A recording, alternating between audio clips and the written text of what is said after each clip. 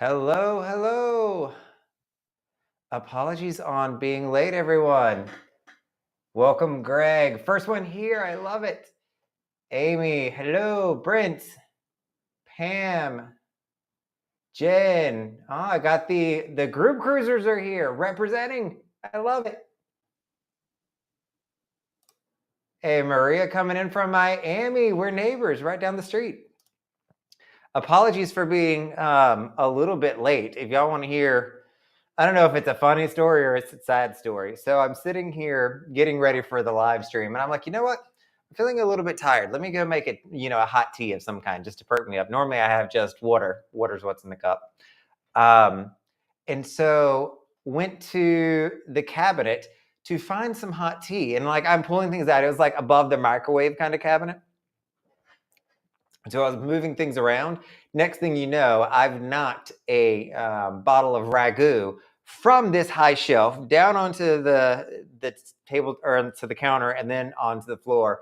So it looks like somebody had a violent accident in my kitchen. I got most of it cleaned up right before this. That's why I'm late. I was in there like mopping up ragu sauce, basically.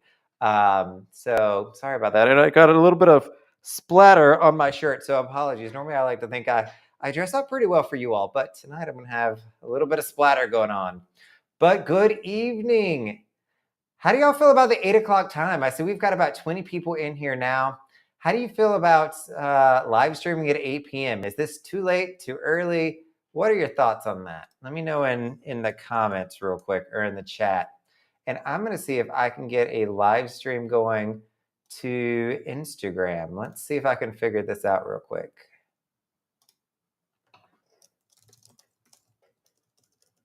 While you let me know if this time works out good.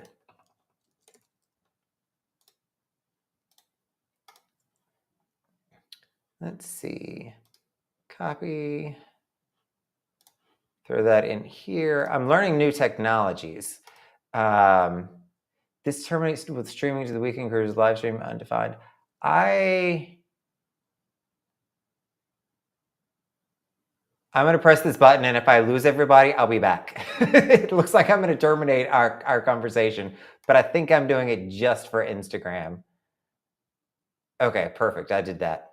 And I'm not going to be able to add them in. All right, never mind that then. So if you all didn't know, I do have an Instagram account, The Weekend Cruiser. I try to be consistent across all the platforms, but make sure you're checking those out.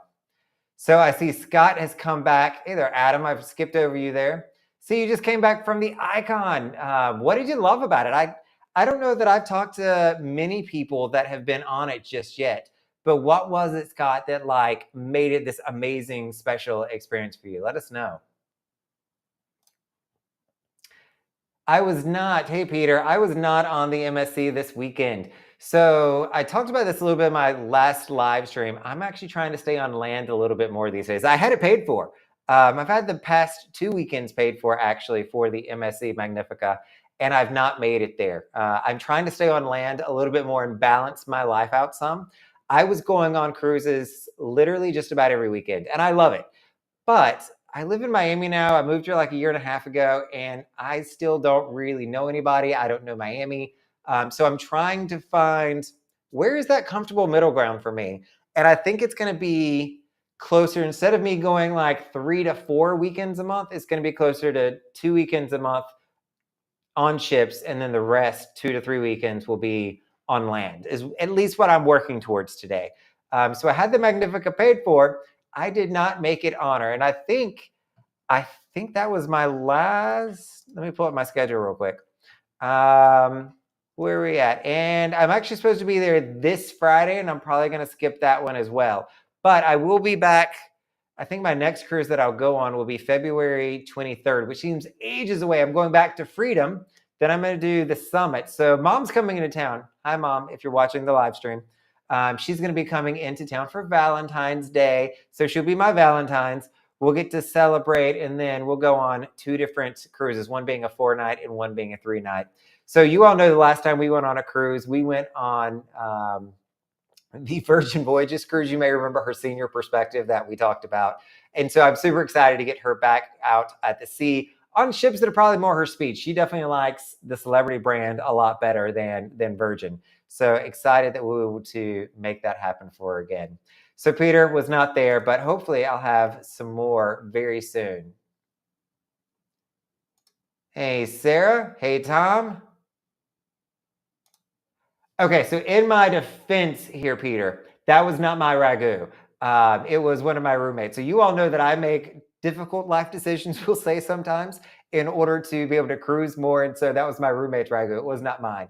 I don't actually make pasta these days. I used to, but not anymore. Hey, Brent, glad you made it too. Sorry I said just Pam earlier. I should have known you were close by or close in tow. Maria, I am very much so okay. I'm cleaning up the mess, and it's one of those things where, and I think this is probably why my channel is not positive and optimistic all the time, but it's just more baseline. Like I saw it falling. It was kind of dark in there. You see it happening, time freezes, and then it just explodes and goes everywhere. I don't get mad. I mean, my blood pressure stays absolutely even. I just go, well, I got to clean something up now. The first thing I did, though, was I was like, I need to go get shoes because I walk around barefooted all the time. And so I didn't want to be stepping on little chunks of glass.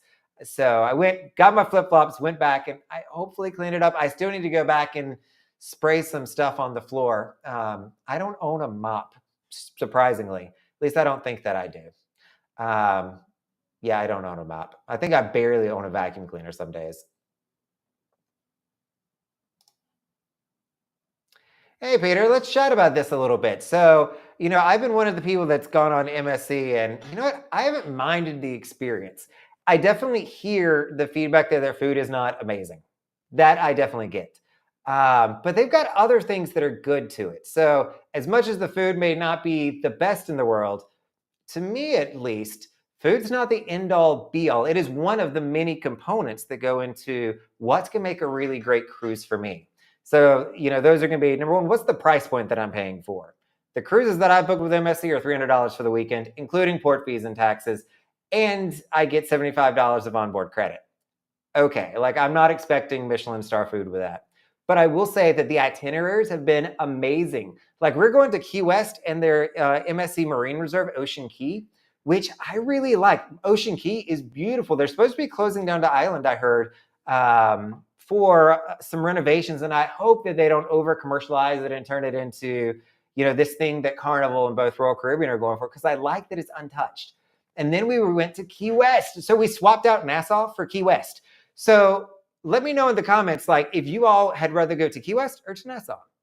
I personally would rather go to Key West all day long. I think it is one of the most beautiful places here in the US. I really, really like it.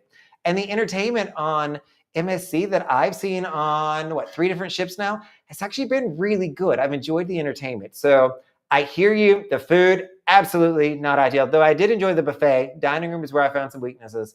But the rest of it, when I look at the full offering that they have, it doesn't quite bother me as bad. I think that I'm able to somehow say, okay, look, I'm going on this. It's only $300. The food's not going to be great, but look at this itinerary. Look at where I'm going, what I'm able to do. And it kind of balances for me at least. But MSC, not for everybody. So if you've had a horrible experience with it, I hate to always hear that, but that's not uncommon. I will say a lot of people share your sentiment. I am probably one of the few, especially one of the few vloggers that are out here going, hey, give MSC a try. It's kind of worth it. That's, just my thoughts on it. Hey, Ted, how are you? Welcome. Time works good. Jenny, I was actually doing the math on my fingers today to see what it would be for you for West Coast, and figured this was a good time. I'm losing out on any of the European folks, but I don't think I've had many that have ever tuned into the live streams, even when I do them. You all may remember last year I was trying to do them at 2, 3 o'clock on a Sunday, which worked well for me, but I was on a cruise ship and the Wi-Fi has not been fantastic. Looks like the time is good for everybody else as well. It was, Amy. It was a glass container. It was one of the smaller ones, but still, how do you clean up spaghetti sauce all over the floor? I mean, I was basically trying, at one point, why am I telling you all this? I had picked up a spatula and I was spatulaing it up off the floor and putting it into the trash can. I'm trying to MacGyver my cleanup situation over here.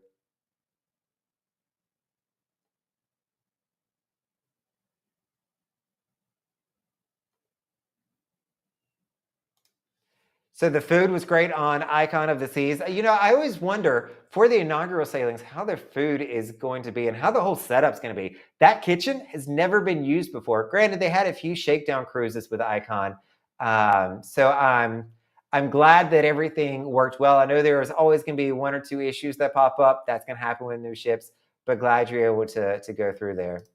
Scott, what is your breaking news here on NCL? NCL Gym's coming to Jacksonville, Florida.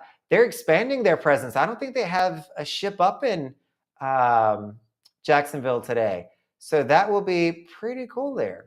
I always love it when people get additional ships or there's new ports because that makes it easier for us to access. I personally had to move all the way down to South Florida in order to get to them because Boston just doesn't have year-round cruising like I wanted. So I'm super excited that Jacksonville's also going to be getting an NCO ship.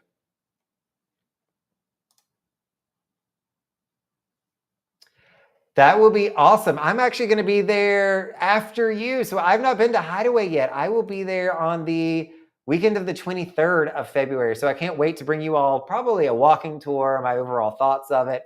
But so far, seems to be decent. I haven't heard anybody say they've hated it.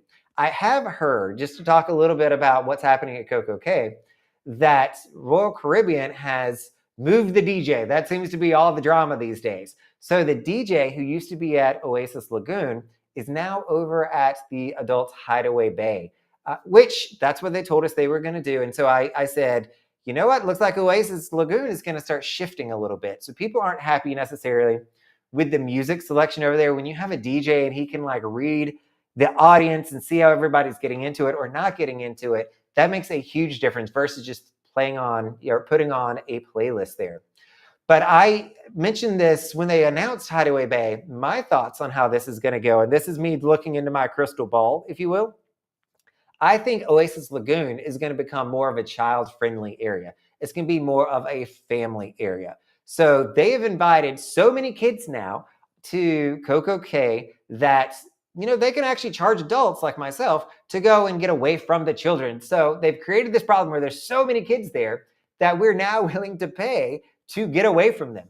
So I think Oasis Lagoon is going to become a new, not water park necessarily, but just a secondary pool option tailored more for kids. So I don't know if they're going to do anything different for that or just taking the DJ out and, adding more floaties maybe. But that would be my sneaking suspicion there. But I'm excited to get over to Hideaway Bay and check it out. Rates have been really decent for it. I mean, you're not getting, from what I understand, anything over the top. It's going for about $30 to $45 on most sailings per person. So we'll see how it works out. You're going to have the snack shack and you'll have pizza, an option you can't get anywhere else. I hope that it's good pizza. But look at us. We're paying for the experience to have pizza now on CocoCay. How great is that? They really were. So I know, so my last video, Peter, a lot of people got upset, or not upset, I shouldn't say it that way. A lot of people took issue or, commented on my take on Royal Caribbean's entertainment, and I called it dating. And a lot of people, I shouldn't say a lot, there was two, I think I had two, that were like, of course, you go on the ship every single weekend, Brendan. You've seen this show 1,000 times. Clearly it's going to be dated. And I was like, no, that's not what I mean by it. I mean, I don't mean that the shows on Royal Caribbean are something I've seen 1,000 times and want them to change them. What I'm saying with that is when I go to MSC, when I go to Virgin, when I go to Celebrity, the shows have been refreshed. They feel like something that's been created within the last 5 years. The costumes are up to date. The sets are up to date. MSC has this beautiful LED screen behind their singers and dancers that really brings the stage to life. And that's what I mean when I say Royal Caribbean to me feels dated. The shows on their ships have been there for 20 some years on some ships, and they haven't refreshed it. I get that it costs money to do that, and they've chosen not to do it. But to me, the entertainment on other ships is better. One thing that I even noticed, and I haven't made too much of a big deal of this, on MSC, I have never seen more standing ovations and applause throughout an entertainment show than I do on their ships. The people there love the shows. They're clapping, even middle. If somebody does something good, like it is a very energetic crowd. They're letting the stage know. And there is always a standing ovation. And in this last one, there's even a standing ovation halfway through. Royal Caribbean doesn't get that. There might be like one or two people that stand, but for the most part, you're not getting those overreactive applauses on Royal Caribbean like I see on some of the other ships.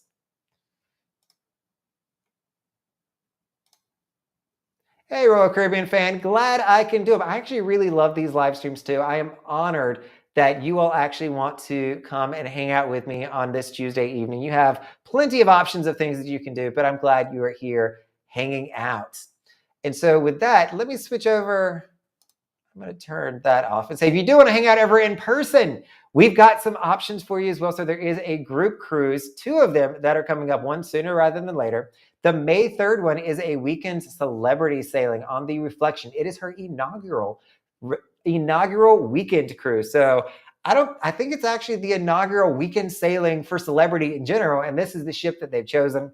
So I'm super excited to be boarding that and getting to know the Reflection with you all. I have not been on the Reflection yet, but I am super excited to go. The rates here, they don't count anymore because we are in final pay. It is coming up quick, but there is still space available. However, if you're looking at a little bit longer, we got a 4-night on Independence of the Seas, the September 26th sailing. This is actually going to be my birthday cruise as well. My birthday is just a few days before this. So I am super excited for this one. You can still get those group rates that are listed here. So at interior, $325. We've got stellar rates because we booked this well in advance. But I'm excited for this one because it's going to go to Labadee, Haiti, which I've not been to in quite some time. So I'm excited to get over there. And it's going to give us 2 sea days where we can hang out even more. So super excited by that. What cruise ship has the best gem? Royal Caribbean's Freedom Class, hands down. They're going to have everything you need. On top of that, I would say Freedom of the Seas actually does a really good job. I've been very fortunate. MSC so far has had the worst gyms that I've been to. They don't have a Smith machine. The one that I'm on now, and I'm going to do a tour of it, the MSC Magnifica, is the saddest gym that I've seen. It has basically nothing in there. The dumbbell sets go up to 50. You've got literally 5 treadmills. There's 4 ellipticals. It's a small ship, 95,000 gross tons, but I've seen bigger gyms. I mean, it reminds me of the gym on Empress of the Seas back in the day a little bit with what it offers. But if you do Royal Caribbean, for the most part, you're going to be fine with gyms. If you're looking, Virgin Voyages prides themselves on more healthy athletic activities. I do like their gym. They split their cardio into one side and their lifting and all that on another side, which I like that concept. And they're also going to have tons of classes. So you can do yoga, bungee, all these classes that are going to be included, spin classes, and they have the shoes available for you. So depends on what you're going for. If you're a class kind of person, I'd say Virgin Voyages. If you want to lift, I would say go with a Royal Caribbean ship. This has been a tough one, Peter. So I am seeing, you all know that I'm in the Facebook groups and I'll comment on them every now and again, but people are ticked that their cruise ships are not going to ports this weekend. And we've had a really rough time of weather this year, it seems. So there's been a lot of times that cruises have not made it into CocoCay, into Mexico, into wherever. And it's a lot of people don't expect that. And so I think that it's just, if it's your first time, you sailed up for a weekend and your ports are canceled, like, yeah, that's a horrible experience. You booked this cruise so that you could go to those private islands. Like even CocoCay today was evacuated because they got there, they thought they could do it. I don't know if you've seen some of the video and pictures that are out there, but I mean, waves were crashing over the pier getting back to the ship. And so they hurriedly got everybody back on board so the ships could take off. But, safety always does come first. I think that is probably a hard conversation for cruise lines these days because when they cancel their ports, especially Royal Caribbean, they're giving up tons of revenue at CocoCay. So, it's tough. My heart goes out to those people that have booked. This is their only vacation the entire year. They wanted to go there so bad. They've watched videos on it. They've gotten excited about it, and then it's canceled. Like, I get it. It's a horrible experience. But the weather just this winter has not been kind down here in Florida, the Bahamas. There's been a lot of weekends where that's happened. Seen a lot of folks who would definitely trade out Nassau for Key West. I think that is a huge win for me. Like, I just really enjoy going to Key West. Key West all day long from Maria. And food is one of the reasons for cruising. There's a lot of people. I mean, I'm not going to come on here and say that cruising is not or that food is not important to a cruiser. Like, I know my audience. Like, we love to eat. We are foodies at the end of the day. But there are more aspects to it, and I really enjoy exploring some of those. Peter, being the contrarian here, coming in with Nassau. Rather go there than Key West. What do you like about Nassau versus Key West, or what turned you off to Key West? I'm curious on that. I think you're the first one who said that. Debbie, you're going to have a great time, especially if you got the Aria package. You should enjoy that. Definitely check out their thermal spa that's going to come with that. They do a really good job with their thermal spas on MSC. Even the small ship that I was just talking about, the Magnifica, that does not have a large gym at all, it's got a very large thermal spa. There's like 3 different hot tubs, all at different temperatures. There's 2 dry saunas at different temperatures, 2 wet saunas at different temperatures. So give that a whirl. That's one of the cool perks. If I only had, let's see what you got here, Ed. If you only had one last cruise to go on, what island would be on your list and why? This is an interesting one. I'm tempted to be nostalgic and say, let me go with MSC Marine Reserve, the Ocean Key, because it's just so peaceful out there. Like, I get in my element. I can read a book. I'm in nature, which I really love. So that'd be one way I may go with it, is just to relax and take it all in. And they normally stay there from 9, if not overnight to the next day, or 7:30, 7 o'clock at night, so you get more time. Or I'd say I'd want to go to a really exotic place, such as Antarctica. Like, there's cruise ships that go to Antarctica. I would love to set foot on Antarctica, or maybe go over to the Galapagos, go to Bali. There's so many exotic spots that I would also love to see. So yeah, I think that would be the direction that I would go in. Maybe if I could do a combination of the two.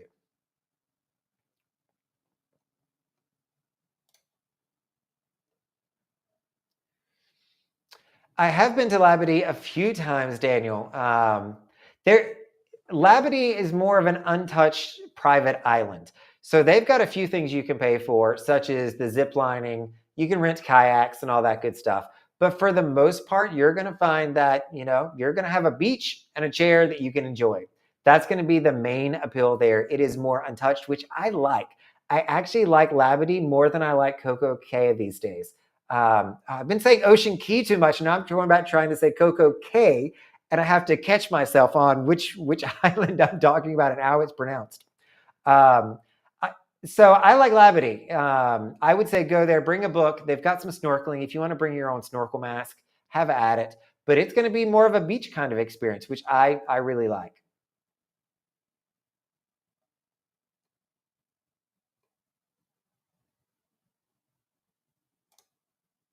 Tampa needs more action. Oh yeah, Tampa definitely needs more. That bridge, I forget the name of the bridge over in Tampa. That's really what's holding Tampa back.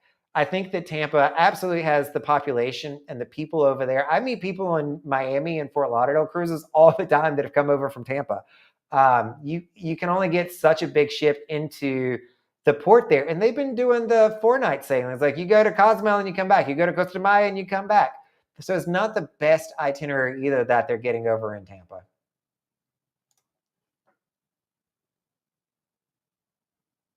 So first cruise on Freedom. I'm going to be there again this month. So yeah, it was my home ship for a long time. It is a wonderful ship. You're going to have such a good time, especially if it's the family's first. I think it's the perfect size ship to start with. Not too big where it's going to feel overwhelming, especially if you're doing it for 3 or 4 nights. and not too small where if you've got kids with you, you might be a little bit on the board side. Just booked your first cruise into the Med. I think I've got, no, I did not make any Mediterranean videos. So I went to the Med in September. I sailed with Royal Caribbean on Explore the Seas from Ravenna, Italy, over to what was supposed to be Montenegro and over to Greece. We had cancellations. So I'd say one thing is just know the places that you're going. If you got bad weather, you may not go there. We had 2 of our ports canceled. Luckily, we were able to get into an additional port in Croatia. I always say also, if you're going overseas, I've actually got an Asia video coming out where I recap some pro tips for Asia. I say show up a few days early. Don't show up the night before the cruise, because when you get on the cruise ship, you want to feel rested. You want to be in that time zone. So go a few days early. Check out Venice. Check out Bologna, which is a beautiful place. That's actually the closest airport if you're going out of Ravenna, is going to Bologna, and then you can take the train over. Super easy to do, and we had no issues. I actually had my mom and my niece with me for this one, and they absolutely loved it. Book your excursions before you go. Make sure you have a plan and have a blast. This will be interesting, Carrie. I mean, I kind of think about it, and Oasis Lagoon is an adults-only crowd. But when I think of adults only, I think of 40 and 50-year-olds who are trying to pull away and not be part of that. I do not think that the 20-somethings and the 30-somethings are gravitating or will gravitate towards the Hideaway Bay, mainly because they're going to have to pay for it. And if you're in your 20s and 30s, you're just trying to save some money, and they've got this wonderful pool over here. I think that it's still going to have a little bit of a party crowd, but I think we're going to see more of that infiltration of it becoming more family friendly, family focused. That could easily change if they start doing activities there that are family oriented. That'll definitely tell us what direction that's going into. But I don't see 20 and 30-year-olds, getting up from that. What do they call it? The in-water bar that sits there. I think that that's going to remain a thing.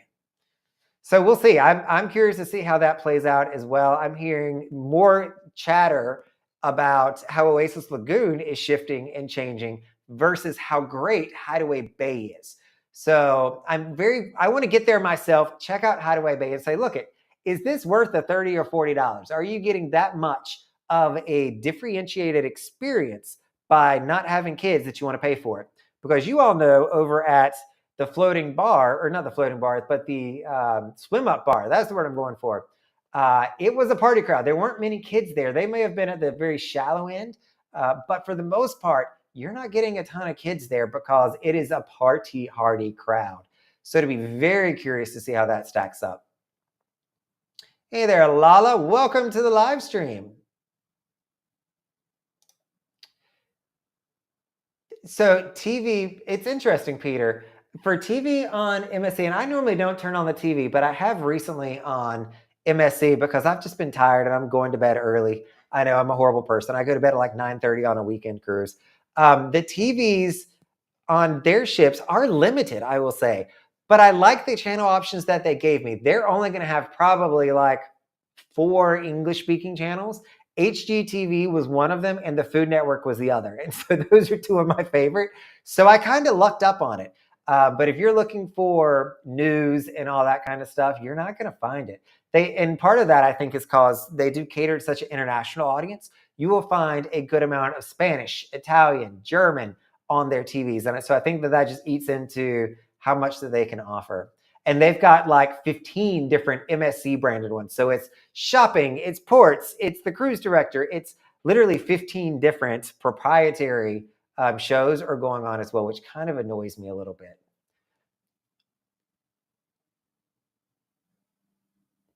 Pam, going on the 27th. So I will just miss you. I'm there the weekend before.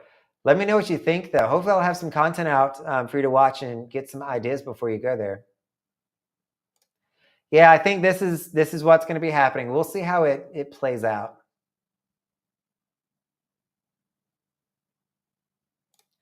Peter, for the Oasis class ships, you're going to be looking at Royal Caribbean. That is their not current largest class, but used to be their current largest class before Icon of the Seas came out. So you're talking Oasis being the mothership of the class, Allure, Symphony, Harmony, and Wonder of the Seas. Utopia is going to be coming out later this year, which will be doing their weekends out of Port Canaveral.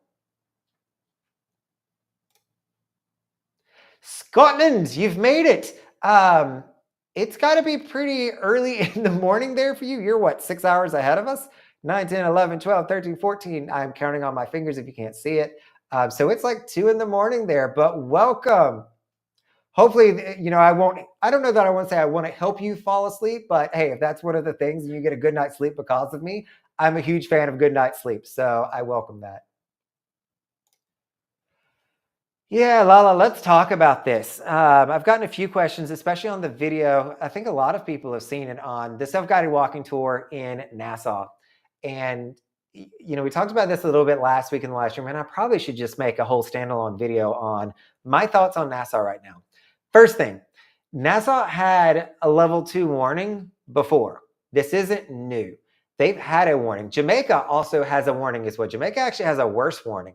But when I think of Caribbean islands, Nassau doesn't strike me as being the worst one when it comes to safety and when it comes to crime.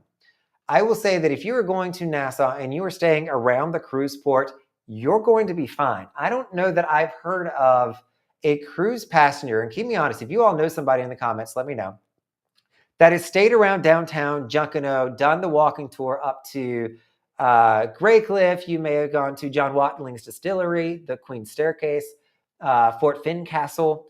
Those are all within a 15-minute walk of the cruise ships.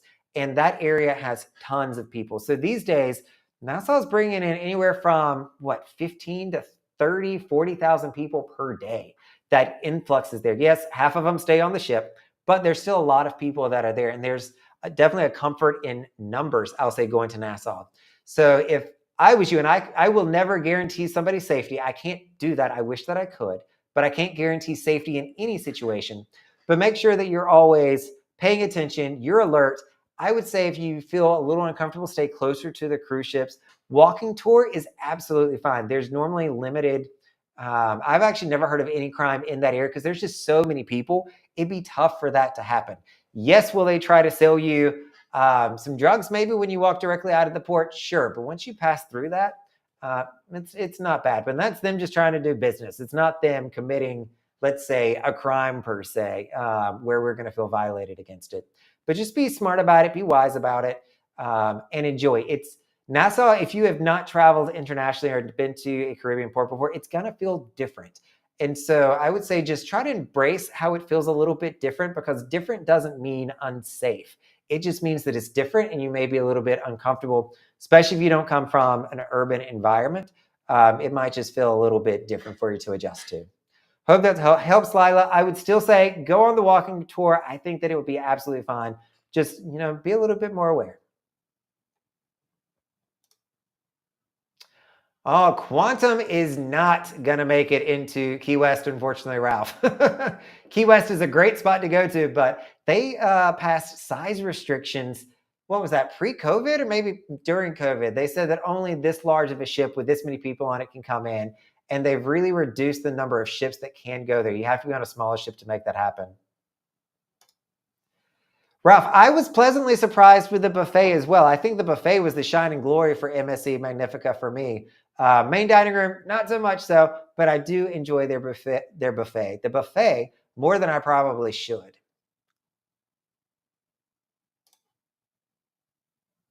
Changing itinerary is always good. That's one thing, when I have a home ship, I'm doing the same thing over and over. And I've learned that the spice of life sometimes is just changing it up and doing something different. So I will agree with that and do enjoy that.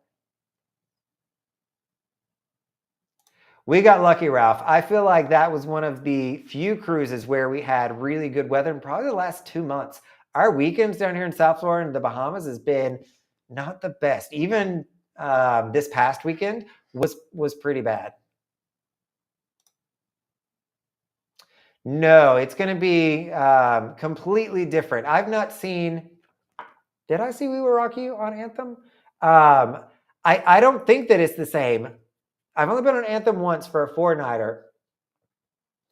So We Will Rock You on MSC is kind of like you're going to a rock show. They have a lot of songs that they've choreographed, they've put together. It's a hodgepodge of top 40s, some old-fashioned ones as well, to get the crowd kind of going. Things that we're going to sing to, especially being on a cruise ship.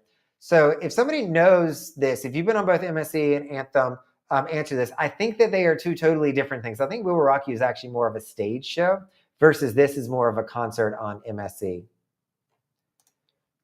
And Peter, I think that this is the case. Like every time I feel bad sometimes when I talk poorly about, saying that I don't enjoy the entertainment or don't like the entertainment. And it is not for lack of talented people. The cruise lines, somehow or another, their recruiting agencies get some amazing talent on their ships. It's just sometimes they're giving not a great show to work with. And so their talents go to waste a little bit. So I try to be careful to say, I don't like the show and what they're been tasked to do versus the talent of the people that do it, because they are all exceptionally talented. Love it. I mean, in the future, September 26th is the closest one we got. And we've got some really good rates for that. They've definitely gone up since then. If you're looking for the group cruises there, Peter, there's a link down in the, not comments, in the description section that you can go to it, and it'll give you everything you need. It's on the website, theweekendcruiser.com as well. No, Peter, this is actually, Royal Caribbean does it, Celebrity does it, I think Princess does it as well. There are others that do have a freestyle dining, though I think that NCL, if I had to guess, and I've not done NCL, has a better handle on freestyle dining. Royal Caribbean has My Time Dining. Celebrity has Select Dining. It's not always ideal because the flow of people doesn't always work the way they want it to. I've had better success over long cruises, but on a weekend, I would never try to do a My Time or freestyle dining, because by the time you figure out the system and how it works and everybody gets into a groove, you're getting off the ship and the lines can be pretty long because everybody on a weekend wants to show up at 8 o'clock and after, and it just turns into a disaster.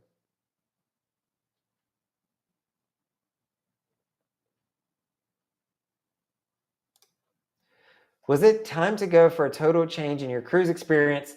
Is it hard to not have Pinnacle perks on other lines? For me, Bill, it's really not. So I will say that I'm quite fortunate in this, that other lines want my business. MSC matched me into their Voyagers program, which is their loyalty program at the highest tier, which is Diamond status.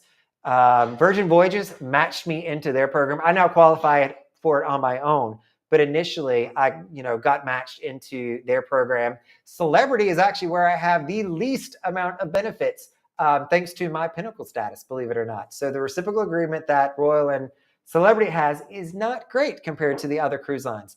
So what do I miss when it comes to Royal Caribbean's Pinnacle perks? The first thing that I'm going to miss is the free Wi-Fi. That is definitely a miss. On the MSC Magnifica doing weekends, I'm not buying it. We're in port a ton. So I really only lose reception like 8 o'clock at night until I wake up the next morning. So it's not an end-all be-all. Interior room doesn't always get reception. Sometimes it does. But I don't mind going and sitting upstairs if I need to jump on the phone. That's the biggest perk that I miss. Most people would tell you that the perk that they're going to miss the most from even Diamond or up is the free drink vouchers that Royal Caribbean's Crown and Anchor Society is going to give you. Starting at Diamond, you get 4 free alcoholic drinks up to $14 a day every single day that you're on the ship. As a Pinnacle member, I get 6 of those. I don't drink alcohol, so it kind of goes to waste to me. I drink a lot of water and I drink a lot of espresso when I'm on ships. So I would use my vouchers for that. MSC, I'm drinking their coffee, which is fine coffee. Like, it's not the end of the world. I'm not paying for the coffee in their espresso bars that terribly frequently, but that's one of the downsides. They do give me, though, a specialty restaurant, which is worth, what, 30, 40 bucks on MSC every time I go. It is a fixed menu, but it's been really good. The MSC Magnificent only has one of those, Oriental Plaza, but it's a good sushi kind of thing that I get complimentary for going. So as much as I miss the Wi-Fi, I don't really miss the drinks because I don't drink alcohol. I recognize that other lines have better perks. The Sailors Club with Virgin Voyages, gives me my free drinks. They give me like a dollar amount for coffee drinks every single day. They give me premium Wi-Fi. So I don't miss those when I go on Virgin Voyages. So no, I don't miss the Pinnacle benefits. I miss the Pinnacle free cruises. Getting those and getting the tiers, fine, that's great. But otherwise, no. When the Allure comes down, it's going to have Coastal Kitchen. That might spoil me a little bit when I start going to Coastal Kitchen more. But otherwise, everything else is kind of the same. And Breakfast in Chops Kitchen is another one. We get a Chops Grill. I like the experience mainly because I get out of the main dining room, but I'm still ordering eggs and fruit, things that I can get from the buffet without an issue. Peter, Allure is going to be Royal Caribbean. So that is one of those Oasis class ships. She's currently doing weekends up in Port Canaveral. Alan with a Y. Welcome back, Alan. Glad to see you again.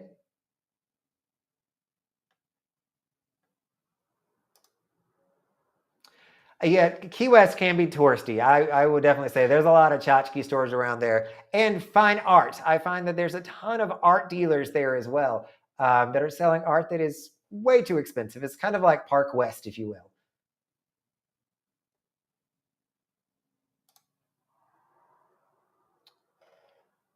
They normally do, Holly. I'd be surprised if Royal did not offer this. I'll let somebody in the comments go. I've never cruised out of Galveston, mainly because I don't want to have to figure out the logistics of how to get to and from the port and what airport I fly into. That cruise ship's right there on the other side of this monitor. So I've never done it, but I would have thought that they offered these. There has to be a shuttle service of some kind, but I don't know what that is. I would love to do this. There's plenty of the expedition trips that I would love to go on, Todd, but the price of them, the price is what gets me. So for me to go to Antarctica, I'm going to budget. It's going to cost somewhere between $20,000 and $30,000 to do it the way that I want to. Going out on an expedition ship and going down there. I don't want to just like sail into the Arctic Circle. I need to step foot onto Antarctica. I got to get one more continent under my belt. Dave, what book am I reading? So my Kindle's actually, you can't see it. It's just out of the shot here.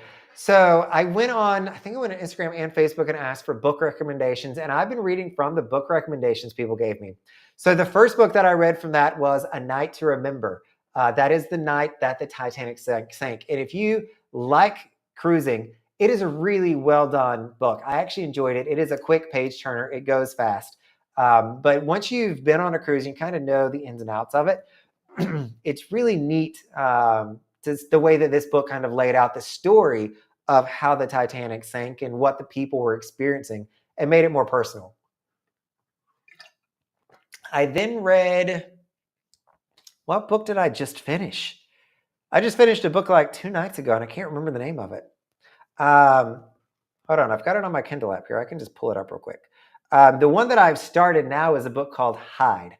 And so it's, that's what I just finished. I just finished the book Hide by Kirsten White.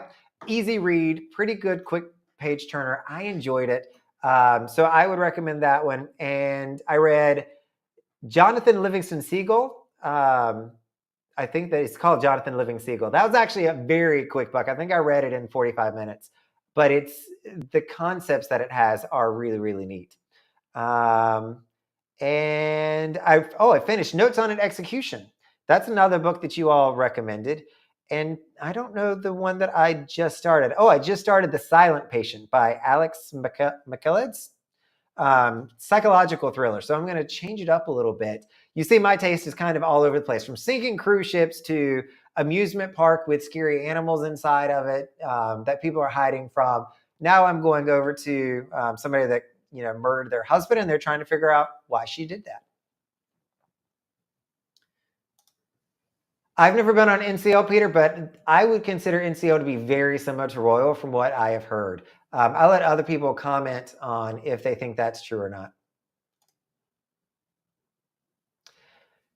Dustin and Priscilla, you missed this one just a little bit ago. I think that doing a walking tour in Nassau these days is still absolutely fine. If you were staying by the cruise ship, and I've got the walking tour video that's out there, the self-guided one, make sure you check that out. you are still going to always be within 15 minutes of the cruise ships. And I think that that is absolutely fine. You're going to be constantly surrounded by other people, and having crime occur to you would be difficult, and somebody is going to notice that.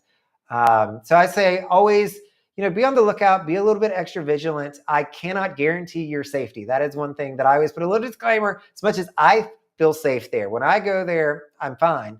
And I've never heard of anybody having any issues as a tourist, but you can't guarantee those things. So just be a little bit extra cautious. Do the walking tour, do this Queen Staircase, do Grey Cliff, do John Watling's, do the art museum, and you should be absolutely fine. Even Junkanoo is going to be fine.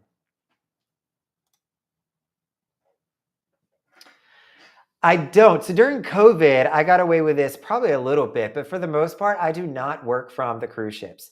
So that is one reason that I am the weekend cruiser, because I do have that full-time job that I need to hang on to that pays the bills, that allows me, this luxury to go on cruises as much as I do. So I got to keep that going. And I don't normally work from the ship. I will be the absolute person to board on Friday afternoon at 4:00. All aboard is normally 3:30, 4:00. Sometimes it's even all the way up to 5:00 if I'm going on Virgin Voyages. And I will be the absolute last one there. And I will be off the ship. I'll be back working by 8:30, 9:00 the next morning on Monday. So I don't need vacation time. I don't need to check in and work, but it depends. So if you are trying to work from the cruise ship, there's a lot of variables to it. I always say, make sure you have backup plans. So if you have an important meeting, make sure you're planning that when you are in port. That way, if there's a storm that comes through and the satellite loses connectivity, you're going to need to get off the ship and go to a hotel, a coffee shop. You'll have a plan where you can go and get on somebody's Wi-Fi. Make sure you also have a cell package. I use Google Fi, which I love for their international plan as well as for their hotspot usage, that I can just plug in my phone. If the ship Wi-Fi goes out, I just switch over to Google Fi, and that'll allow me to go in. If you are also going in via a VPN, cruise lines are notorious for hating working on a VPN because they don't know who you are, they don't know where you're coming from, and they think you're trying to take down their network. So those would be my quick tips on working from the ship. If that's something you want to do, I personally don't do it. It's not worth it. It is way too risky. I'm on too many phone calls and need way too much connectivity. And when the Wi-Fi goes out, you can't even tell people you're not going to make a meeting, that you're not going to be there. You just no show, no call. And that is most of the time the quickest way to get fired from a job, is to just stop doing the job and not tell anybody why you've done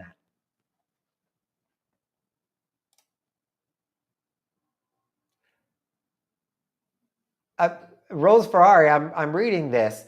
An excursion to Royal Caribbean Labadee in September. Only problem is it's $425 for a chair.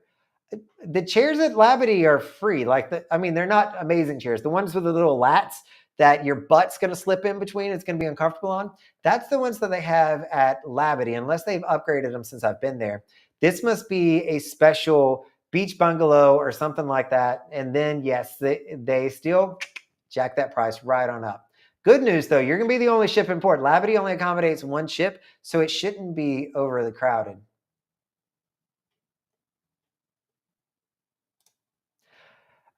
Peter, maybe I'm a little bit more immune to this. Doing the weekend cruises, I've seen and heard everything. I can't say that the people on MSC for me have been more ill-mannered than I've seen on other weekend sailings. I think it just, different groups bring out different things. Some cruises is absolutely fine. And then there was one cruise on Freedom of the Seas that literally there was a fight like every 5 seconds. And to the point that their nighttime DJ with Club Red, they finally said, guys, go to bed. Like, we're done. We're turning this off. It's 12:30. Go to bed. Because everybody kept getting in fights. So it can happen anywhere, unfortunately. That's, I think, more of a reflection on society than it is a cruise line at this point. I like doing the live streams. I'm trying to do better at it. Life gets out of the way. You all know in December I was gone. In January, I was kind of getting caught up from being gone for 3 weeks. So I like doing these live streams. They're actually super fun for me to come on here and chat as well. Speaking of which, if you have not already done so, make sure you're pressing the thumbs up button, letting everybody know that, hey, the live streams are actually something you enjoy, something you like. So hopefully it pushes it out to a few more folks and we can get some others in here. But welcome. Hey there, Matt. It is. Make sure that you match in, as I was just talking about. You'd like those benefits that they'll give you as Diamond. So Matt and his entire family are Pinnacle members, including his son that he has here. One of the youngest, if not the youngest, Pinnacle member, I think, when he got inaugurated into the program. But I think that, you know what? We got to try different things, but now that we've settled on one, we know what we like. Let's go see if the grass is green on the other side. It might not be for you, Matt. I think that, you all, if you're doing one of the larger ships, you're going to have a blast. You'll enjoy it. You're also an easygoing person, so I think that it'll be absolutely fine. But I definitely appreciate getting outside the comfort zone. When I first started not having a home ship, you have to relearn some things. You don't know, like I know everything about freedom of the seas, how things are supposed to happen. When you don't know that, it can be a little bit nerve-wracking.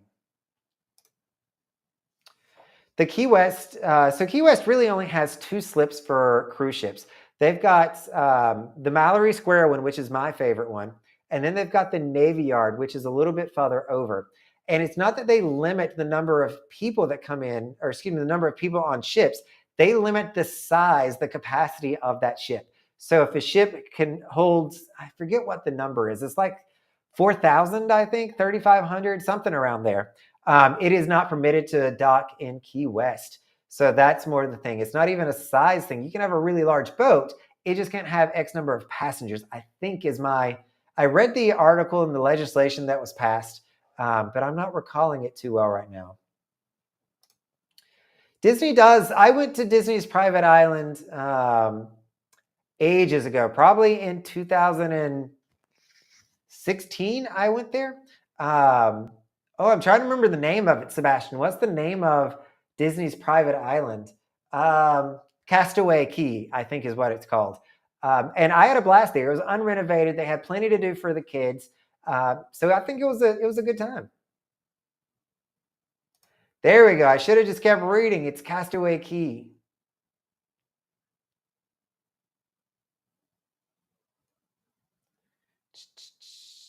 Hey there, the Z Show Cruise Fund. Welcome to the chat. Oh, I think we already answered that one for you, Holly. They should. At least I was under the impression that they did. If they don't, that would be news to me. I'm confident that somebody will offer a shuttle. Me personally, I probably would just take an Uber if it was only me going and maybe one other person. Uber does get expensive when you've got multiple people and you've got to order like an XL.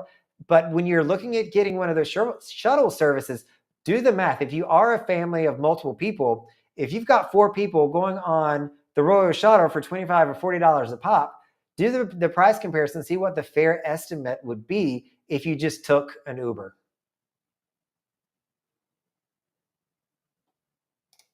Bermuda is a beautiful spot. So I think I talked about this, Peter. The Anthem of the Seas, I did a 4-night. We were only there for 6 hours, but it's absolutely beautiful. And people that love Bermuda love going to Bermuda.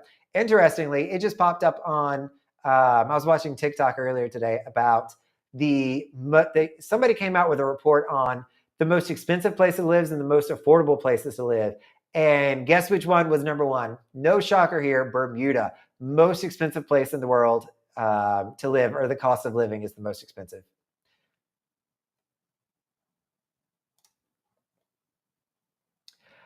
Everybody has different taste buds, but I would say that it is. I like the buffet options on MSC better than I do on Royal Caribbean's buffets, for me personally.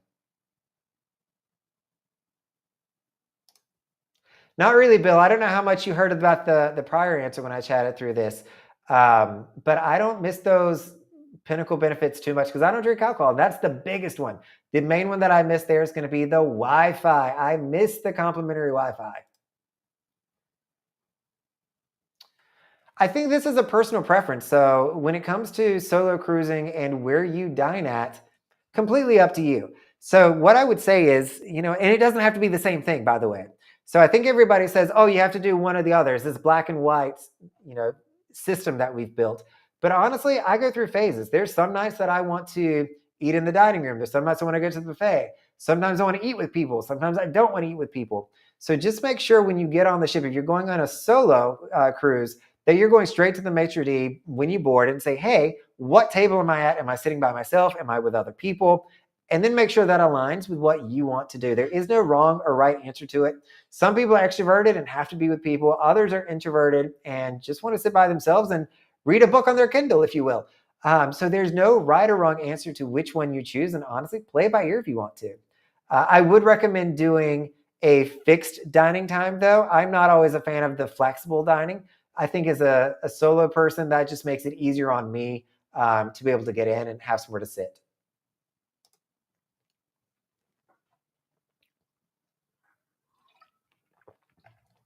Vision of the Seas. Is it a good venue? Vision is an old ship. And I don't mean that poorly. She is a beautiful ship. I like Vision a lot. Do I have a tour of Vision? I may have a tour of a full ship tour of Vision of the Seas out there, Nancy, that you can check it out. I think it's Vision. I think I called it Older is Beautiful because she is an older ship. She is a small ship, but she is more classic cruising. So you're going to see a lot more dark woods inside of it. You're going to see more lounge spaces. I really enjoyed Vision. I like smaller ships. That's my jam there. So I think you're going to have a blast, especially there for 8 nights. You're going to have a good time.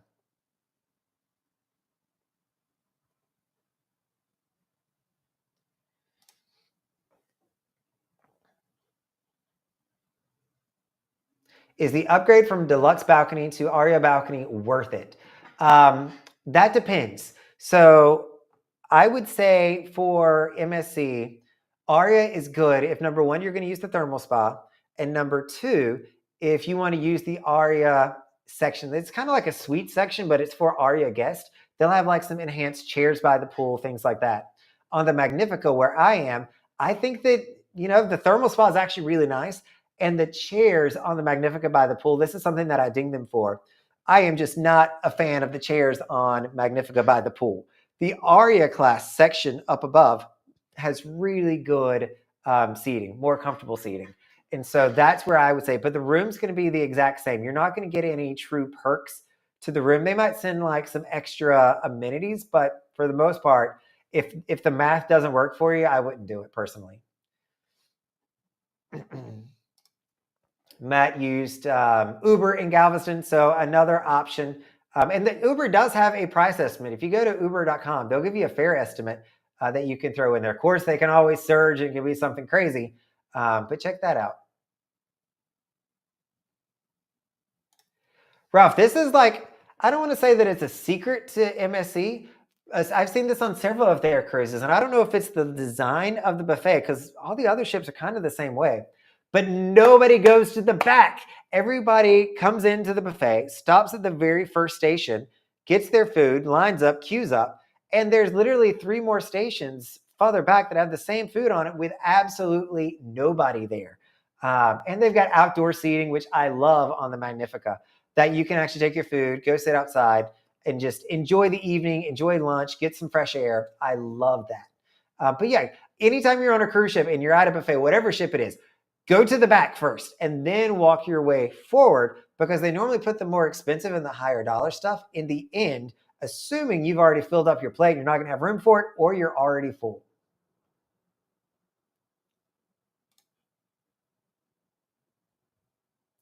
Oh, let me know, Todd, when we're going. I don't mean to invite myself, but I would love to. That is a bucket list dream trip of mine that I would love to do.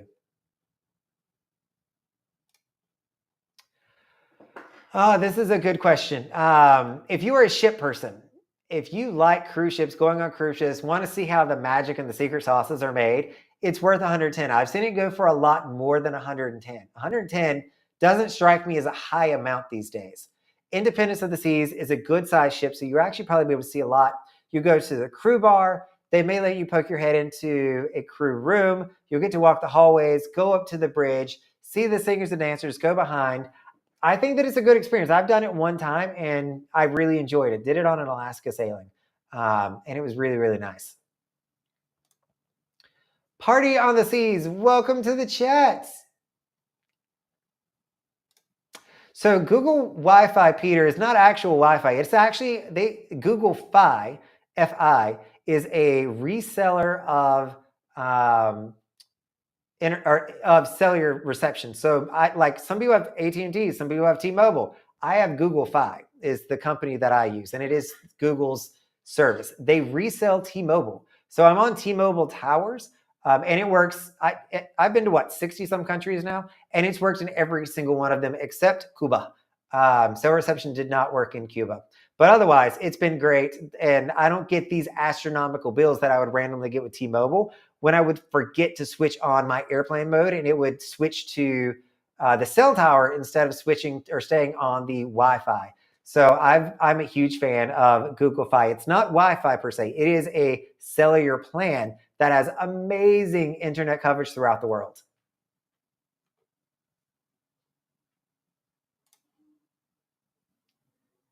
You know, Carl or Kat, it's sci-fi, paranormal, not really my jam. I don't get into that too terribly much. I like drama, comedies, heartfelt things, but I'm not sure that I want to do a sci-fi one just yet, or a paranormal kind of one. I did Game of Thrones. I'd read the first book of it, and I did Lord of the Rings. So I say that I don't, but I guess I do some of it.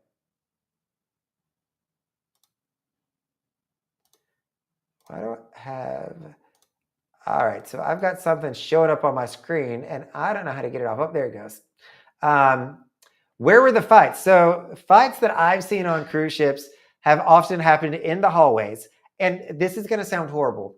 Most of the fights that I have seen on cruise ships are domestic violence situations or domestic situations. And that can be, either one of the two parties going after the other. That's where I've seen the most altercations is the drink package kicks in and you're spending a lot of quality time with your significant other and you wind up getting on each other's nerves and going at each other's throats. So domestic is where I see most of this. And I've heard more fights than not from staterooms because you all know that those staterooms are not soundproof. We hear everything. So I've heard that. But most of the fights past that have probably been at Club Red because somebody will spill a drink. Somebody will, start hitting on somebody else's significant other. And next thing you know, it's the end of the night. People drank too much and kind of goes from there. Hey, Catkins, I have not been on NCL. The NCL Sky used to do weekend sailings pre-COVID, but that was when I was kind of stuck on Royal Caribbean and was going to Royal Caribbean every single weekend, and I couldn't tear myself away, so I never booked one. I do keep my eyes open if NCL ever does a weekend, but so far, I've not been able to make that work just yet.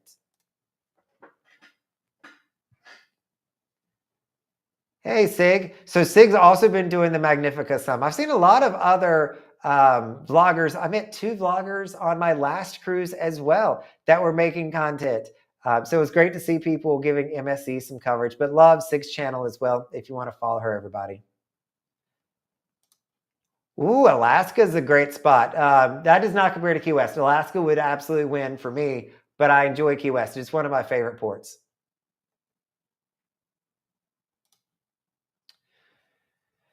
Do I walk to the fish fry? I do walk to the fish fry. The locals are going to call it Arawak Cay, but I do personally walk there. I think that it is a beautiful walk because you're going to walk out to the cruise port and you're going to make a right and you're just going to keep on going. You're going to cut around to the Margaritaville, walk past Junkanoo, and you're going to walk by beautiful blue water and beaches on the way to the fish fry. There was specific security warnings for the fish fry. I would say use a little bit more caution when you go over there, but there's plenty of folks over there. They've got some really well-known restaurants that people will always go to. And there's always people around. You, again, never feel like you're in an isolated environment. So I personally have no qualms in walking to the fish fry. And I think that should be for most folks. Again, can't ever guarantee safety or that nothing will happen, but I personally think that that's absolutely fine. Within perspective, I've definitely done some things that I probably would not do anymore. So I, in years gone by, have walked from the cruise ship over to Atlantis. So when I was going to Nassau every weekend, there's a Starbucks over by the Atlantis that I used to walk to, get a nice coffee, and then I just walk back to the ship. I'm not sure that I would do that anymore. And I have also walked to Baha Mar. Took me probably 2.5 hours. I did that twice. I walked to Baha Mar and walked back. That I would absolutely not recommend. If for nothing else, the sidewalks don't exist and you walk in traffic more than you should. But that's some stuff that I've done in the past too.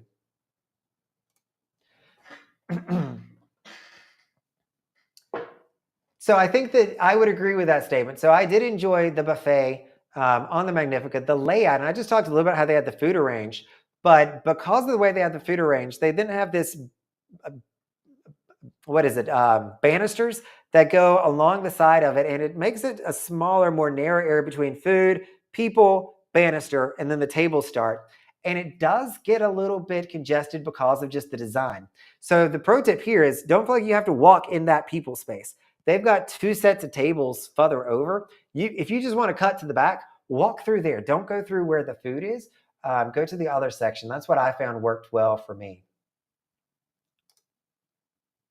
I think we talked about this, Ralph, but I'm going on Utopia in October as well. Oh, I take that back. I'm going on Utopia on September 6th. I just looked at my calendar there. I need to check to see if those rates have dropped, but I don't think that they have dropped any. If anything, I would expect that it would still be going up.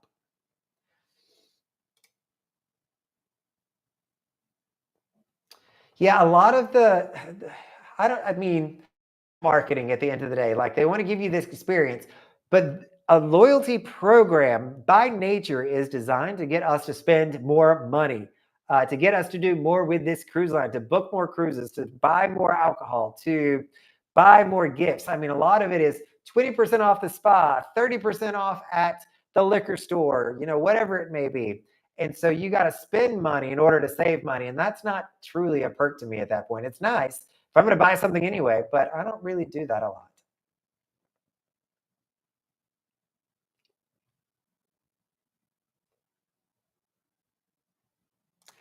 Peter, Carnival definitely has the reputation for fights. But again, I'll say it happens on every cruise line. Like they show videos of the people fighting on Carnival, and I always like, just wait for the ones from Royal Caribbean, from the others. I'd say Holland and Princess probably don't have as many if I had to guess, but that's a different age group. The fights on theirs are probably just a little bit more tame if I had to guess. But I mean, humans are humans. We're in very tight quarters. We're going to have some disagreements. Some people handle conflict better than others. And alcohol packages do nobody any favor when tempers start flaring. So I have been successfully able to request certain ones, Edric. What I would say is if you're looking at the map, I personally like the ones there's two sections to the CocoCay floating cabanas. There's a left side and then a right side.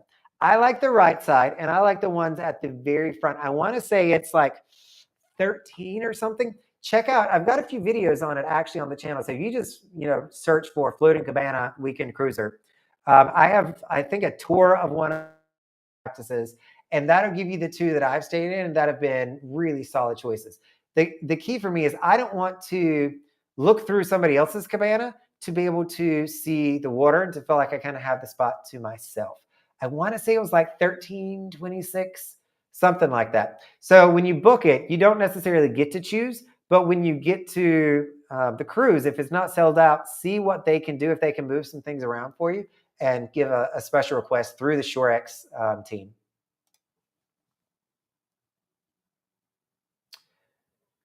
Um, to their dance clubs,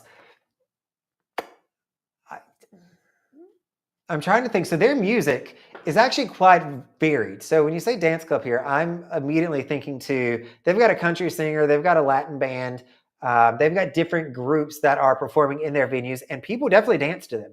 They are very popular. I did not make it to the silent disco or any of the DJ parties late at night. I heard other people talking about them and how great they were, but I was in bed around 9:30 or 10 most nights, so I have not made it there just yet. You cannot purchase Aria unless you get an Aria balcony. That's a certain benefit that is given. So you can't get just a day pass. It has to be purchased when you book the actual cruise itself. I believe that that is correct. And there is no upgraded diamond status. So that's not going to get you there.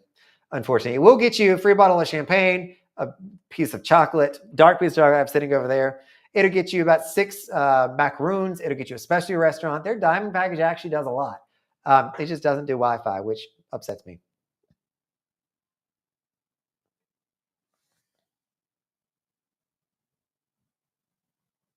Atlantis is a hike to get to. And you got to climb the bridge. So I think a lot of people forget that you've got to go up and over the bridge. And so it is a little bit of an incline getting over to Paradise Island.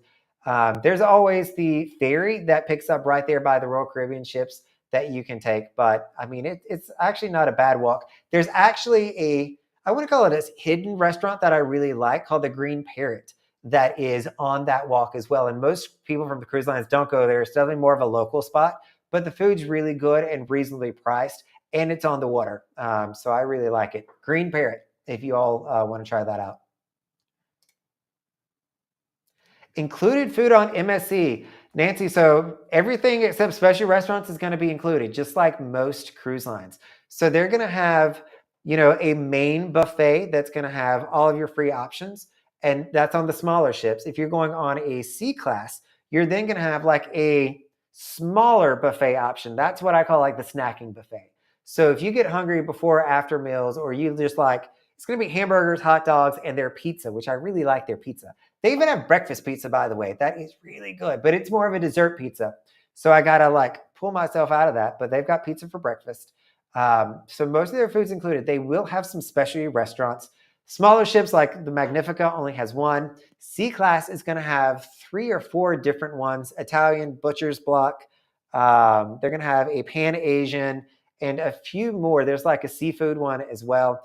And I've had really good experiences with their specialty restaurants. So that might be, if you're getting a really cheap cruise, maybe you buy a specialty restaurant package to ensure that you're getting solid food. But I've enjoyed their specialty restaurants. But most of the food is going to be included.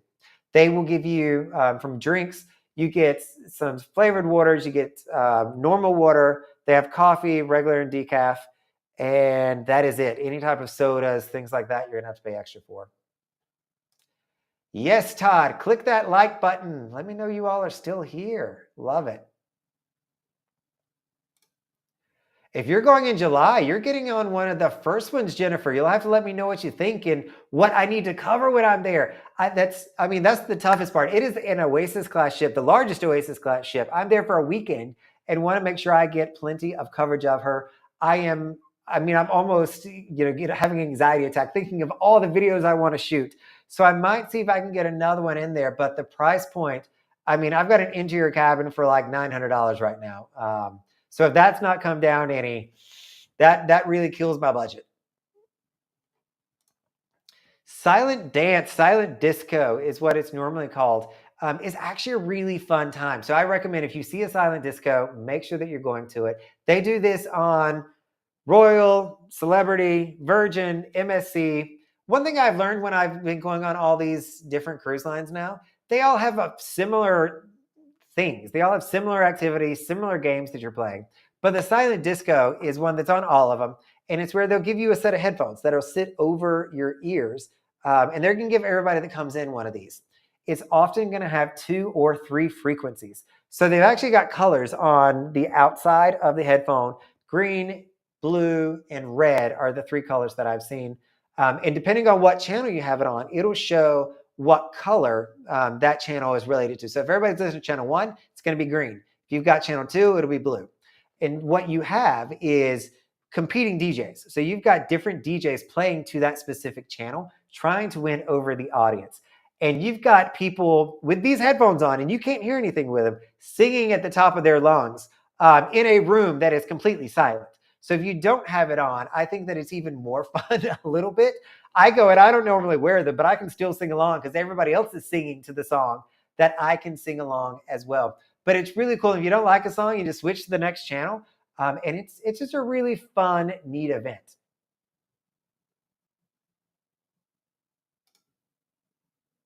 That I don't know, Ralph. I don't know if you're asking that or stating that, saying that the Aria balcony is larger.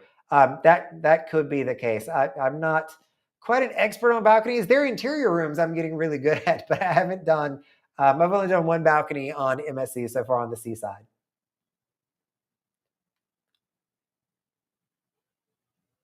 Yeah, silent disco has a really strong following, Michelle. A lot of people really appreciate it or really, really like it. Hey there, Lisa. Lisa is coming to us from Facebook. So you see that she's got a little bit different. I do stream to Facebook as well. there is a weekend cruiser page there that I'm able to stream to. So you can kind of pick which one works best for you, whether you want Instagram, or excuse me, whether you want Facebook or you want YouTube. Hopefully I'll figure out how to stream to Instagram on the next one, but didn't get it all straightened away for this one. But hey there, Lisa. Tell Bob I said hello as always. Yeah, I think the concept, like when you think of a silent disco, the biggest thing is getting out of your own ego in your own way. You don't want to look stupid, right? You don't want to go in there and be the person dancing and singing when everybody else is watching a different song and you're kind of doing your own thing. But once you let loose and realize that everybody else is doing that exact same thing, it is a really, really, I'll say freeing experience almost to be able to sing at the top of your lungs, dance like nobody's watching. It's just a really, really good time. Hey, Meryl. Tell Dave I said hello as well. Some of my good friends, part of the royal family, are in the chat as well. Welcome. I think with that, I'm all caught up with chat messages. Y'all have been a chatty bunch tonight. I like it. Hanging out with me on a Tuesday. Again, if you've not pressed the thumbs up button or the like button, please make sure you do that. But I'll take a sip of water here and see if anybody has any questions or anything else you want to talk to. We've been going for about an hour and 15 minutes now. I probably can do another 15 if you all want to stick around and chat some.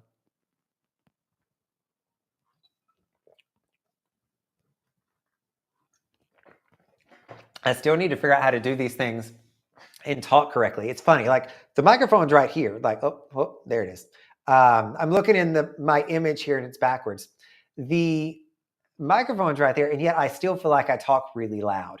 And I can feel it in my throat. So I need to learn how to calm myself down. I just get really excited talking to you all. I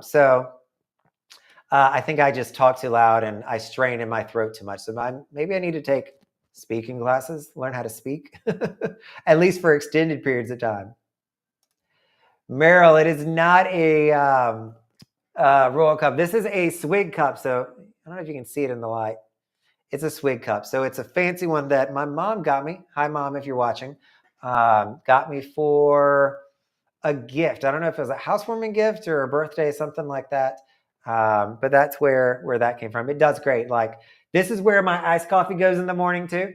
I am a huge iced coffee drinker, so I brew some coffee, throw my ice in here, and it does a fantastic job with it.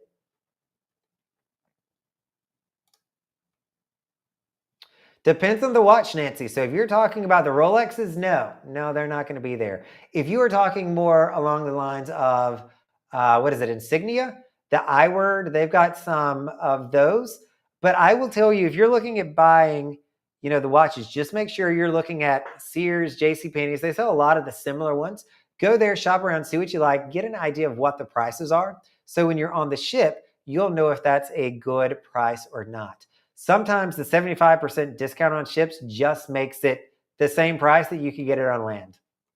But they will have a day where they bring the watches out into the promenade or into the hallway, and they put the 75% sign up.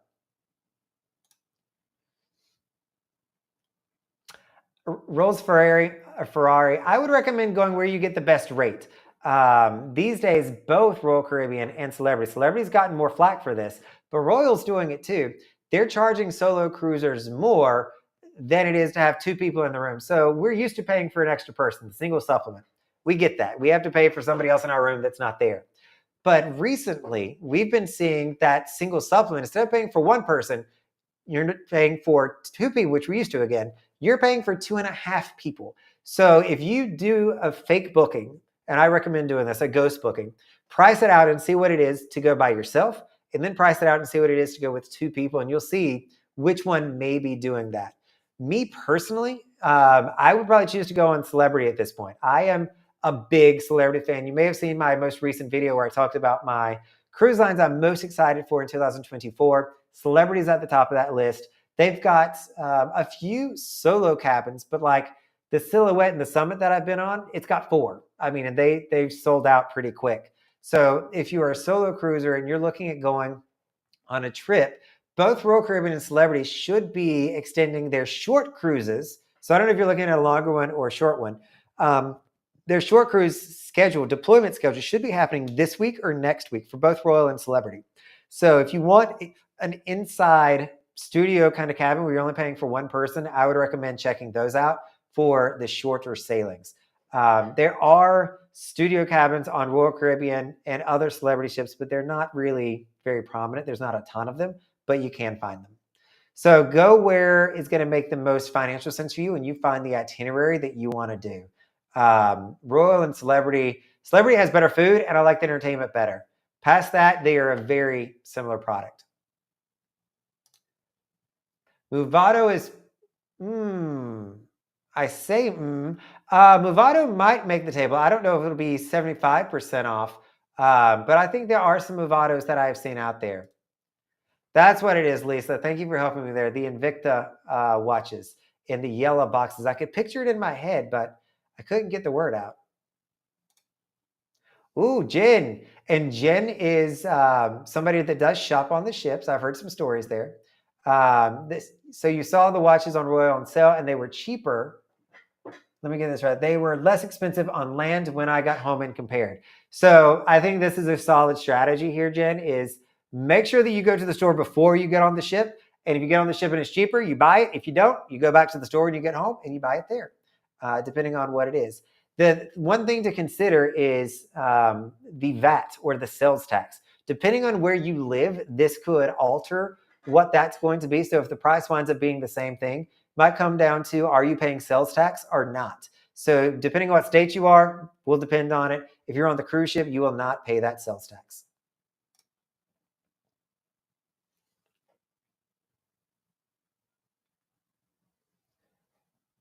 Oh yeah, I mean, that's the way to go. I mean, if you have a group of 7 people, you might have found some people you can be with, but honestly, there comes a point in everyone's life where you just need your own cabin. You need your own space, especially if you're doing a longer 7-night kind of sailing. I totally get that. Michelle, I have seen and I have heard this. Royal's doing it too. I don't know why people aren't giving Royal a hard time for this, because they're the ones who started. I started seeing it on Royal before I ever saw it on Celebrity. So maybe it's just not as prevalent. But there was an article that they published on Carnival Cruise Lines it was a revenue article and like some financial online report, and said that 42% of the revenue comes from onboard spending. And basically it went out and listed all the ways that the cruise line drives revenue on the ship. And that is the exact reason why cruise lines do not want solo cruisers, because we are not driving revenue. Traditionally, we don't buy a lot. And if we buy something, we don't have a second person to also be buying stuff. So every time they sell us a room, they're losing revenue, quite frankly. Like, we're not even spending enough for 2 people. They may charge us for that, but that just gets us to even. That second person is still not buying things on the ship. And I think that's what they're trying to solve for here, is how do they keep solo cruisers from blowing up their profit and loss statement? But I think it's a really, really poor way to approach it. I don't like the strategy. I think it is horribly unfair. And a lot of people are going to start booking for 2 people and just having one of them not show up, and you'll get the lower rate. Like, not that I'm going to tell you all how to work a system, but I'm going to tell you how to work a system, because this one ticks me off a little bit.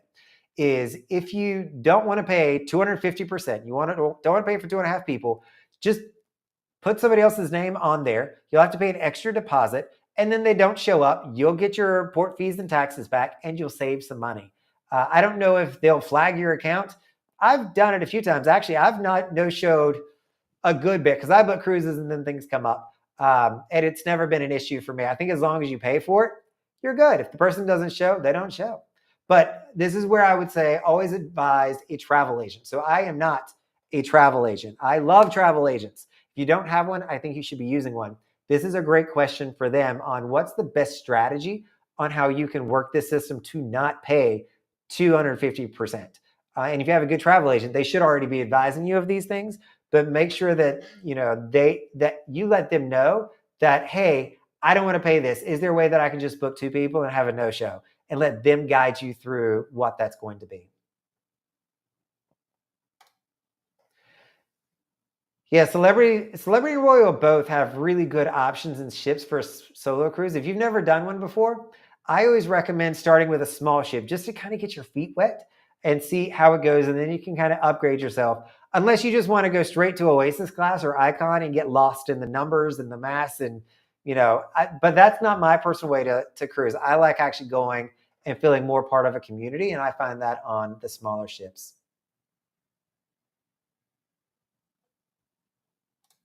There's always time. There is always time. I get the question all the time on how do I find roommates? And I don't know that there's a good website that's out there. If you all have heard of a website that helps match cruisers that don't necessarily want to go on a solo cruise, that certainly don't want to pay for the extra person, where they might be able to match those up, I'd be curious. I've contemplated starting one of those, but I don't have time. Like that would be a lot of work. And I would be scared that somebody would have a good match on paper. They get there and all of a sudden it's like this horrible experience and it just blows up. I don't know how to protect myself from that.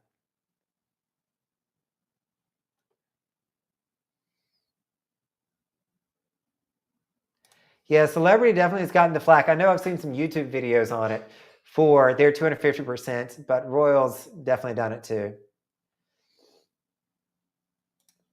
Then in that case, Nancy, the way that it worked, you got lucky, first of all, is that you already paid for two people. So adding somebody was not an additional cost. What I will say though, and they've gotten tougher with this, if you want to change your reservation, if you want to add somebody to it, these days, they will reprice that to the current market value for that room. So if you booked it a year ago and you got it at $1,000, that cabin's now going for $1,300. They will reprice it to the higher amount and charge you for that. So just be careful with that strategy. That could depend on the cruise line that's out there. Work with a travel agent if that might be, that's one reason why you might use a travel agent, because they can easily add somebody or walk you through what that policy is going to be. For Royal Caribbean, Amy, you will not. So used to, pre-COVID, I think it was pre-COVID, if somebody no-showed you and you were the only person in the cabin, they would give you the double points. These days, though, they have this stupid policy that even if that person cancels, so you go from having a double room with two people in it to, hey, the person can't make it, they've got a business trip, they got sick, what have you, and you cancel even 3 months in advance. Because you had a second person already in that room, they will now treat it like it is a double. There is no way to switch it back or get an exception to be solo and get the double points for that. That is a change that we saw post-COVID that I, again, don't agree with, because chances are if somebody backs out, hopefully they're not paying for it. I mean, they might be. You're probably going on your own, but I just think that that's a pretty horrible policy. Sick, I've done it too. It is a strategy that if they want to try to do that, I will do this all day long until my account gets blocked or they tell me I can't do it anymore. But by then, I imagine me and that cruise line will probably be needing to part ways anyway.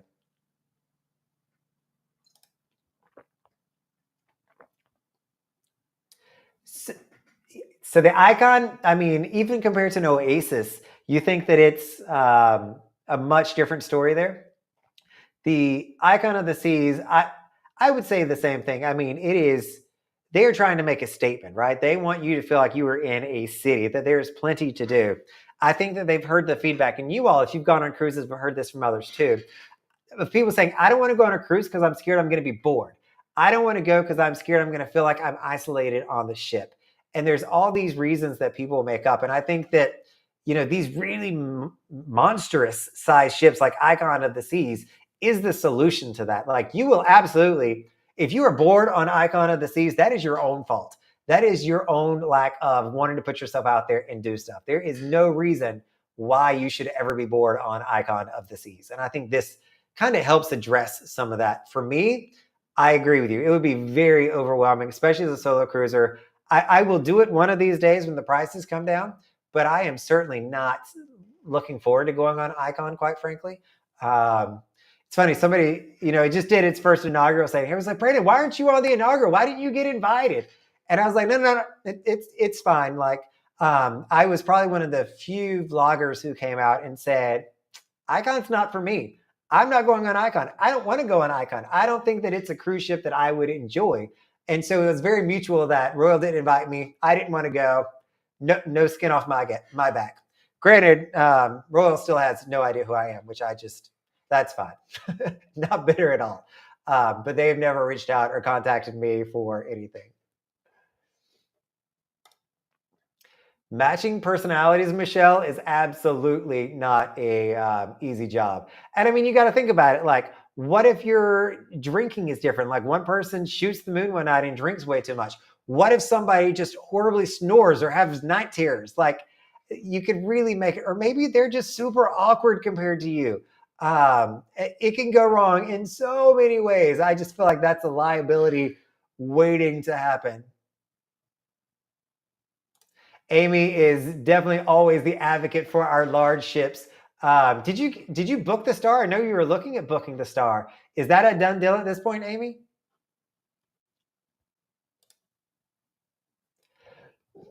And Jennifer, just be glad it wasn't a weekend cruise. Like, Icon is a big ship, but keep in mind, like, the Utopia is going to be probably just a little bit smaller. It's not going to be that much smaller than the Icon of the Seas, and it's going to be doing weekend sailings. Can you imagine being on a weekend cruise for 3 nights on that large of a ship? It blows my mind that that is even happening. Like, you will definitely not be able to do everything, and if you do, you will be so exhausted by the time you come back that you're going to need another vacation. Dino, I would love to try every single cruise ship in the world, quite frankly. I would love to do them all, and I have never done a crossing, period, let alone a Cunard or the Queen Mary. I've never had the opportunity to do it. She did come into, when I lived in Boston, I was at home one day, and I think it was in the spring or summer because I had my windows open, and I heard a cruise ship horn going off, and I was like, there's a cruise ship in port. And I pulled it up and I looked to see what it was. I was like, oh, it's the Queen Mary. And so I went running over to the cruise port. I could actually walk to the cruise port in Boston as well, and got to see the ship from a distance, as close as you could get. But no, I've never done it. I've been on the old, is it the Queen Mary 1 that's in Dubai? That's the only ship that I've been on for Cunard. It's a floating hotel now because it was going to cost way too much money to fix it and get the safety standards up.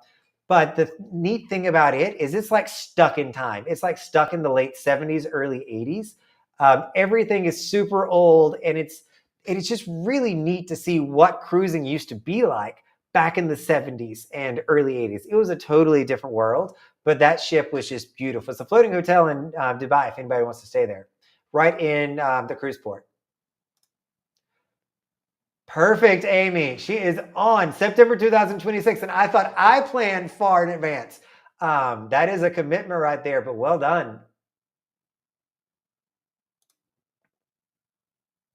Oh, that's an interesting one. I've not heard anybody make that comparison yet, but I can see it. It's also a brand new ship, so just I feel like the elegance to it or the niceness factor might be a little bit more for it. Ralph, all day long. Even celebrity ships their weekends are going to Key West as well. So I'm super excited to be going to Key West instead of Nassau. I've been in Nassau, 90 times now on cruise ships. I know it. I like Nassau. Nassau's not a bad place, but I'm glad to change it up a little bit. So the longest, Alan, I've done sea days was the South America trip. Our last port was canceled. So I think I had 4 days in a row. And it was starting to be a little bit much. Like, it was definitely getting into this Groundhog Day. I was reading books, watching movies, going to the gym. Like, you kind of work yourself into a schedule, which I think really helps. But I think if I started coming up on anywhere from 5 to 7 days, that might be too much for me right now. I don't know how I feel about that. I still want to do one just to say that I've done it. But I don't know that I'm going to love 5 to 7 sea days in a row. Interesting, the Queen Mary's less expensive. I would not have thought that, Nancy. Is Queen Mary still a very formal cruise line? Somebody actually did they put it in the comments or send me an email asking about the Queen Mary and how formal it is, like tuxedos and all that stuff. Is that still the case with the Queen Mary? It was the Queen Elizabeth. That is correct. The Queen Elizabeth II. Beautiful ship. I mean, talk about small. They don't build them like that anymore. The one thing that stuck out to me, they had the stairwells, and then you had the elevators directly in front of them, just like they do today. But the space between the stairs and the elevator was maybe 5 feet. That's it. It was actually quite tight area. But there's not that many people there, so I guess it worked out. All right, so we are now at the hour-and-a-half mark. I think I'm going to call it quits so I can get to bed, rest my voice up some. But as always, I am honored and thrilled that you all would choose to spend your Tuesday evening sitting here talking cruises with me. This is definitely my favorite part of having a YouTube channel, is coming and chatting with you all. So thank you for keeping me company tonight, and I hope that you have a great rest of your week. This is Brandon, the Weekend Cruiser. Hope to see you on a Weekend Cruise soon.